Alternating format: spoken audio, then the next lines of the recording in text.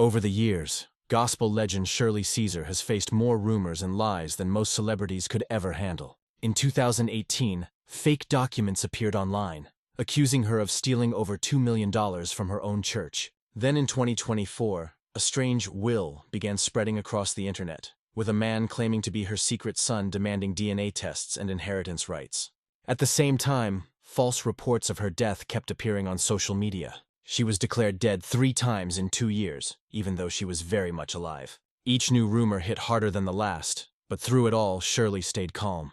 She never responded with anger. Instead, she quietly proved people wrong with facts and faith. She had lived through poverty, racism, loss, and heartbreak. None of this was new. After all these years, Shirley Caesar is finally ready to open up about the truth. The world has seen the awards, the music, and the fame. But behind all that was a woman who carried the weight of her family, her church, and her faith on her shoulders since childhood.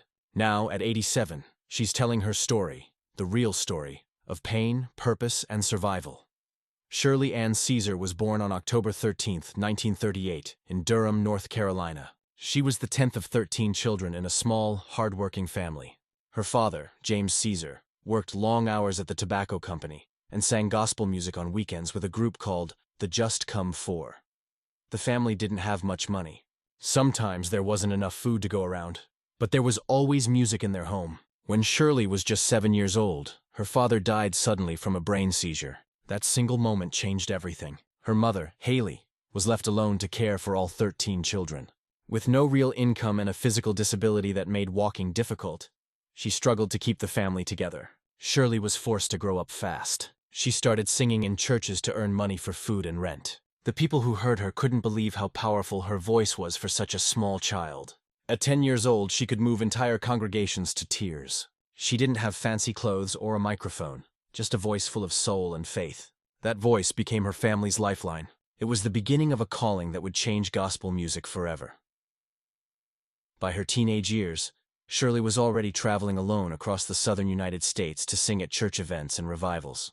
She often slept in bus stations or borrowed space in people's homes because she couldn't afford hotels. Her payment for a whole week of performing might be just 50 cents, while preachers made hundreds. But she never stopped singing. At home, her mother's health was getting worse, and Shirley became her caregiver. For more than 30 years, she took care of her mother with her own hands. Even as her fame began to grow, she refused to hire anyone else to do it. In 1956, Shirley joined North Carolina Central University to study business.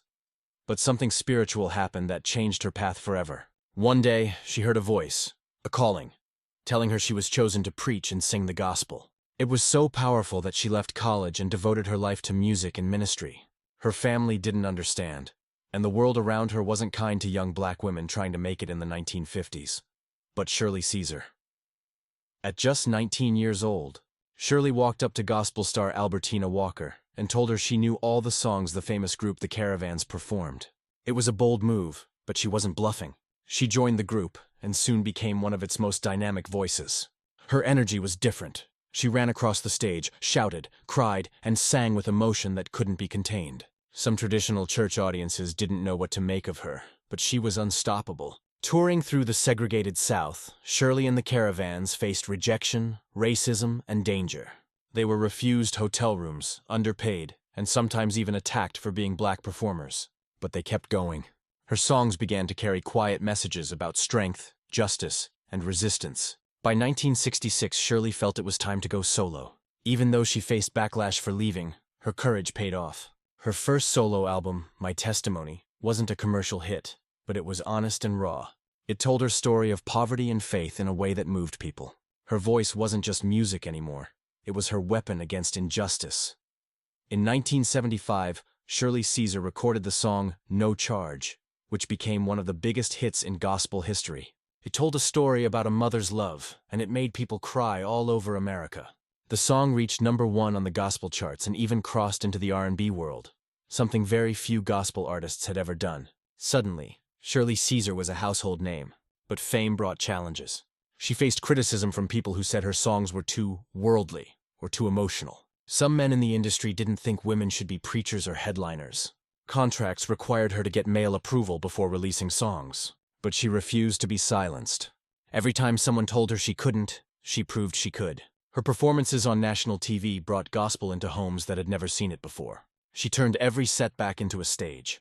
When she finally won her first Grammy in 1971, it wasn't just her victory.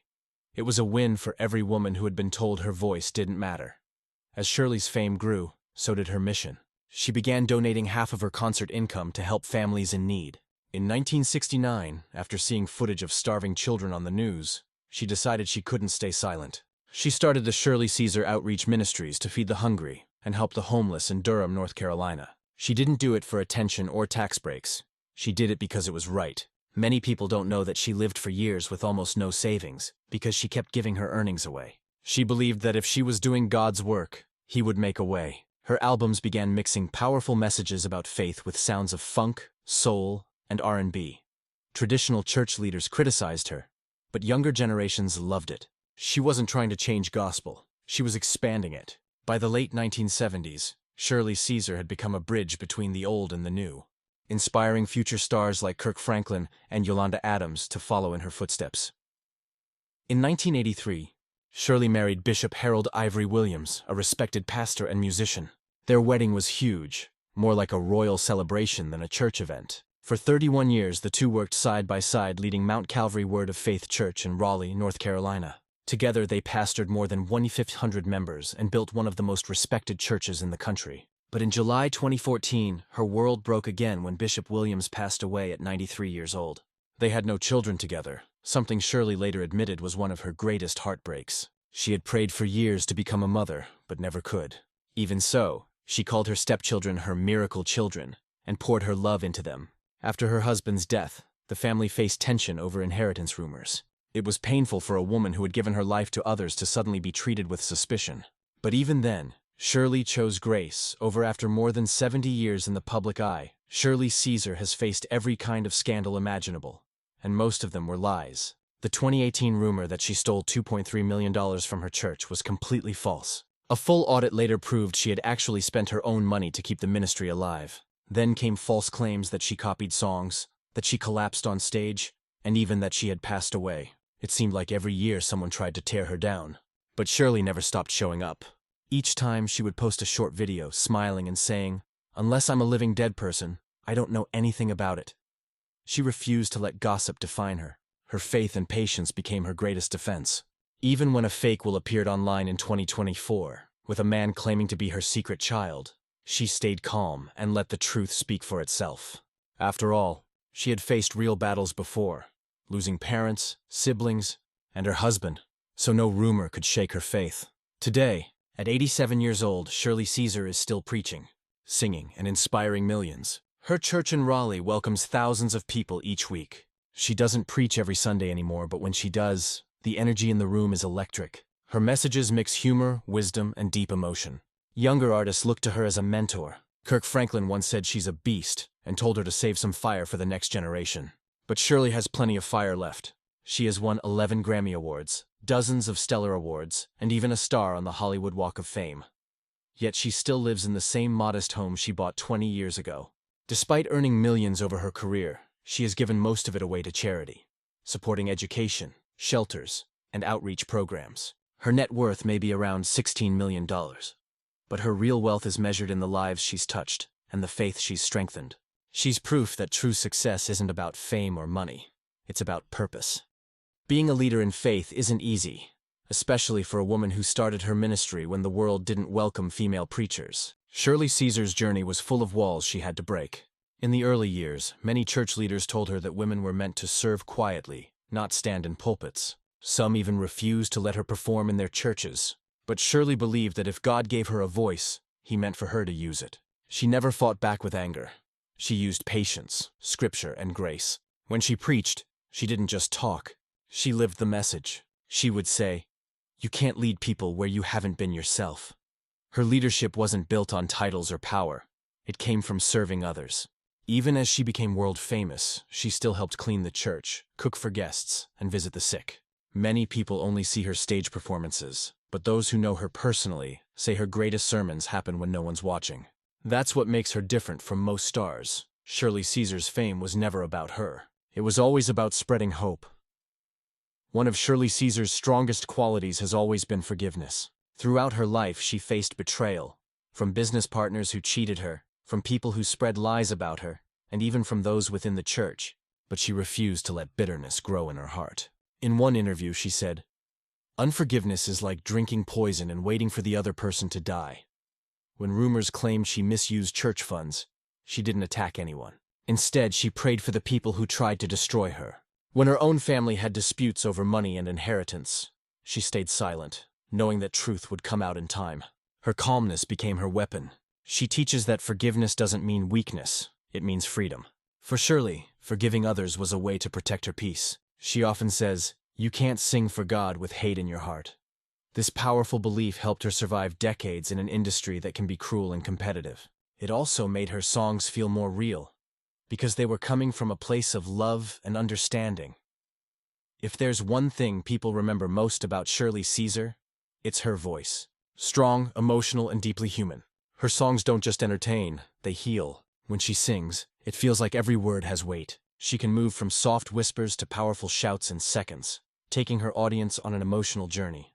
Music experts say she helped redefine modern gospel. Before her, most gospel singers stood still and sang from behind the pulpit. Shirley brought energy, storytelling, and movement. She made people feel like they were inside the song. Her performances were part sermon, part testimony, and part conversation with God. She also opened the door for many gospel artists to blend genres, mixing soul, R&B, and blues, without losing their faith message. Artists like Yolanda Adams, Tasha Cobbs, and even Aretha Franklin have said Shirley inspired their styles. Her influence even reached hip-hop, when her famous "Hold My Mule" sermon became part of a viral meme called "You Name It." Instead of being upset, Shirley laughed about it and said, "If it makes people happy, praise God." That's her spirit, humble, joyful, and full of grace. For Shirley Caesar, faith isn't just a word. It's the reason she's still standing. Life tested her over and over again. She lost most of her brothers and sisters, her mother, and her beloved husband. Yet she never allowed pain to take her purpose. After Bishop William's death, people expected her to retire. Instead, she said, "The work isn't done." She went back on tour, recording new songs and preaching again. When asked how she found strength, she replied, "I've cried many nights, but I don't stay there. I get up and I praise." That attitude became her message to millions, that you can go through heartbreak and still rise again. Her sermons often focus on resilience, encouraging people not to give up when life gets hard. She says, "God doesn't promise us smooth roads, but He does promise us strength." Every tragedy made her stronger. Every loss deepened her love for others. Her faith has carried her through 8 decades of challenges, and even now, she reminds her followers that storms don't last forever, but God's love does today. Shirley Caesar is lovingly known as the First Lady of Gospel. But many fans call her something more personal. Mama Shirley. She became a spiritual mother to millions of people around the world. From prison inmates to struggling single mothers, her songs give hope to those who feel forgotten. She has written more than 40 albums, sold millions of records, and performed in almost every major city in America. Yet she never forgot her roots. Every Christmas, she personally delivers food baskets to families in need in North Carolina. She still leads Bible study for women at her church, sometimes with only 10 people in the room. Fame never changed her mission, helping others find faith and dignity. For younger artists, she's both a teacher and a protector. Many gospel singers say she gave them advice when they were lost. She often tells them, "Never trade your calling for popularity." That's the lesson that has guided her entire career. To stay true to the purpose God gave you, no matter how tempting the spotlight becomes. It's almost impossible to count Shirley Caesar's achievements. She has received 11 Grammy Awards, 14 Stellar Awards, 15 Dove Awards, and even a Lifetime Achievement Award from the Recording Academy. In 2016, she received a star on the Hollywood Walk of Fame, joining legends like Mahalia Jackson and Aretha Franklin. But when asked about her awards, she always says, "They're nice, but my biggest reward will come from the Lord."